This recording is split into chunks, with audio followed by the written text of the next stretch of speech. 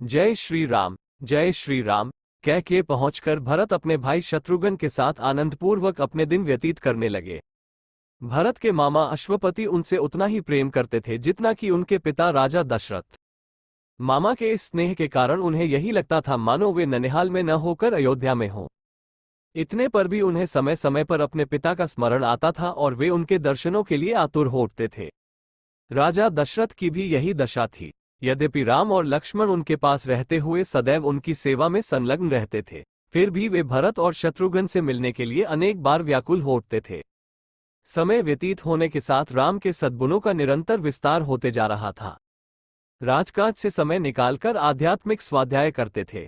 वेदों का सांगोपांग अध्ययन करना और सूत्रों के रहस्यों का समझकर उन पर मनन करना उनका स्वभाव बन गया था।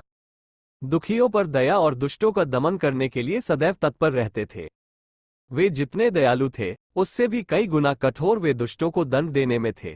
वे न केवल मंत्रियों की नीतियुक्त बातें ही सुनते थे, बल्कि अपनी ओर से भी उन्हें तर्क सम्मत अकाट्य युक्तियां प्रस्तुत करके परामर्श भी दिया करते थे।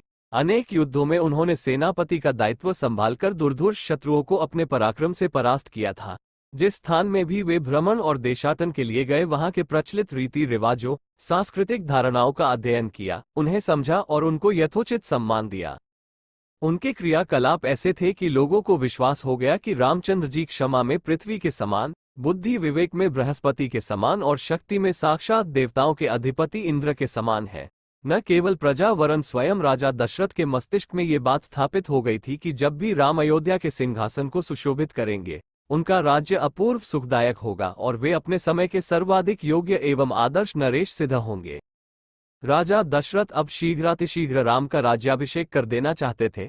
उन्होंने मंत्रियों को बुलाकर कहा, हे मंत्रीगण, अब मैं वृद्ध हो चला हूं और रामचंद्र राज सिंहासन पर बैठने के योग्य हो गए हैं।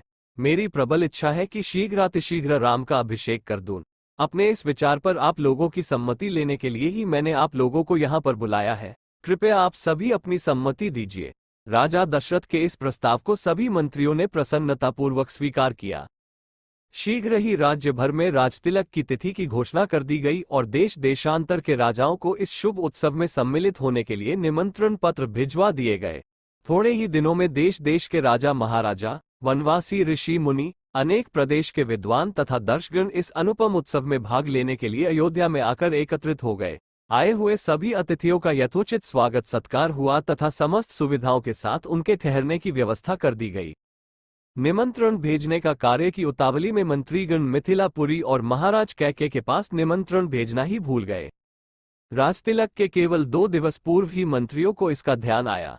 वे अत्यंत चिंतित हो गए और डरते डरते अपनी भूल के विषय में महाराज दशरथ को बताया। ये सुनकर महाराज को बहुत दुख हुआ, किंतु अब कर ही क्या सकते थे। सभी अतिथि आ चुके थे, इसलिए राजतिलक की तिथि को टाला भी नहीं जा सकता था। अतः वे बोले, अब जो हुआ सो हुआ, परंतु बात बड़ी अनुचित हुई है। परंतु वे लोग घर के ही आदमी हैं, उन्हें बाद में सारी स्थिति समझाकर मना लिया जाएगा। दूसरे दिन राजा दशरथ के दरबार में सभी देशों के राजा लोग उपस्थित थे। सभी को संबोधित करते हुए दशरथ ने कहा, हे नृपगण, मैं अपनी और अयोध्यावासियों की ओर से आप सभी का हार्दिक स्वागत करता हूं। आपको ज्ञात ही है कि अयोध्या नगरी में अनेक पीढ़ियों से इक्ष्वाकु वंश का शासन चलता आ रहा है। इस परंपरा को निर्वाह करते हुए मैं अब अयोध्या का शासन भार अपने सभी प्रकार से योग्य, वीर, पराक्रमी, मेधावी, धर्मपरायण और नीति निपुण ज्येष्ठ पुत्र राम को सौंपना चाहता हूं।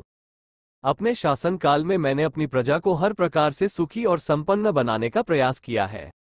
अब मैं वृद्ध हो गया हूं और इसी कारण से मैं प्रजा के कल्याण के लिए अधिक सक्रिय रूप से कार्य करने में स्वयं को असमर्थ पा रहा हूं। मुझे विश्वास है कि राम अपने कौशल और बुद्धिमत्ता से प्रजा को मुझसे भी अधिक सुखी रख सकेगा। अपने इस विचार को कार्यान्वित करने के लिए मैंने राज्य के ब्राह्मणों, विद्वानों एवं नीतिज्ञों से अनुमति ले ली है। वे सभी मेरे इस विचार से सहमत हैं और उन्हें विश्वास है कि राम शत्रुओं के आक्रमणों से भी देश की रक्षा करने में सक्षम है। राम में राजत्व के सभी गुण विद्यमान हैं। उनकी दृष्टि में राम अयोध्या का ही नहीं वरन तीनों लोकों का राजा होने की भी योग्यता रखता है। इस राज्य के लिए आप लोगों की सम्मति भी अत्यंत महत्वपूर्ण है, अतः आप लोग इस विषय में अपनी सम्मति प्रदान करें। महाराज दशरथ के इस प्रकार कहने पर वहां पर उपस्थित सभी राजाओं ने प्रसन्नतापूर्वक राम के राजतिलक के लिए अपनी सम्मति दे दी। राजा दशरथ ने कहा, आप लोगों की सम्मति पाकर मैं अत्यंत प्रसन्न हूं। क्योंकि चैत्र मास, जो सब मासों में श्रेष्ठ मधुमास कहलाता है, चल रहा है। कल ही राम के राजतिलक के उत्सव का आयोजन किया जाए। मैं मुनिश्रेष्ठ वशिष्ठ जी से प्रार्थना करता हूं कि वे राम के राजतिलक की तैयारी का प्रबंध करें।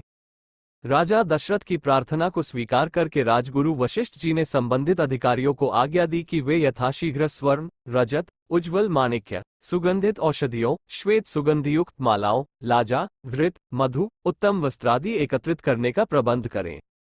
चतुरंगिनी सेना को सुसज्जित रहने का आदेश दें। स्वर्ण हौदों से सजे हुए हाथियों, श्वेत चंवरों, सूर्य का प्रतीक अंकित ध्वजाओं और परंपरा से चले आने वाले श्वेत निर्मल छत्र, स्वर्ण निर्मित 100 घोड़े, स्वर्ण मंडित सींगों वाले सांड, सिंह की अक्षुण त्वचा आदि का शीघ्र प्रबंध करें। सुसज्जित वेदी का निर्माण करें। इस प्रकार अन्य और जितने भी आवश्यक निर्देश थे, उन्होंने संबंधित अधिकारियों को दे दिए। इसके पश्चात राजा दशरथ ने प्रधानमंत्री सुमंत से राम को शीघ्र लाने के लिए कहा। महाराज की आज्ञा के अनुसार सुमंत रामचंद्र जी को रथ में अपने साथ बिठा कर लाए। अत्यंत श्रद्धा के साथ राम ने पिता को प्रणाम किया और उपस्थित जनों का यथोचित अभिवादन किया। राजा दशरथ ने राम को अपने निकट बिठाया और मुस्कुराते हुए कहा, हे राम, तुम्हारे गुणों से समस्त प्रजाजन प्रसन्न है, इसलिए मैंने निश्चय किया है कि मैं कल तुम्हारा राजतिलक दर दूंगा। इस विषय में मैंने ब्राह्मणों, मंत्रियों, विद्वानों एवं समस्त राजा महाराजाओं की भी सम्मति प्राप्त कर लिया है। इस अवसर पर मैं तुम्हें अपने अनुभव से प्राप्त कुछ सीख देना चाहता हूँ। सबसे पहली बात तो यह है कि तुम कभी विनयशीलता का त्याग मत करना। इंद्रियों को सदा अपने वश में रखना। अपने मंत्रियों के हृदय में उठने वाले विचारों को प्रत्यक्ष रूप से जानने और समझने का प्रयास करना। प्रजा को सदैव संतुष्ट और सुखी रखने का प्रयास करना। यदि मेरी कही इन बातों का तुम अनुसरण करोगे तो तुम सब प्रकार की विपत्तियों से सुरक्षित रहोगे और लोकप्रियता अर्जित करते हुए निष्कंटक राजकाज चला सकोगे।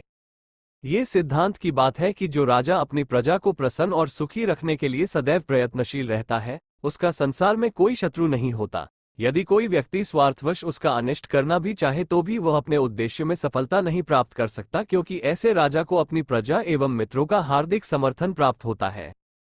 पिता से यह उपयोगी शिक्षा प्राप्त करके राम ने स्वयं को धन्य माना और उन्होंने अपने पिता को आश्वासन दिया कि वे अक्षरश इन बातों का पालन करेंगे।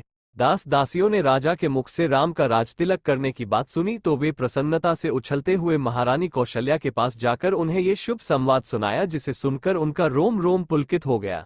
इस शुभ समाचार के सुनाने वालों को उन्होंने बहुत सा स्वर्ण वस्त्राभूषण देकर मालामाल कर दिया। जय श्री राम, जय श्री राम।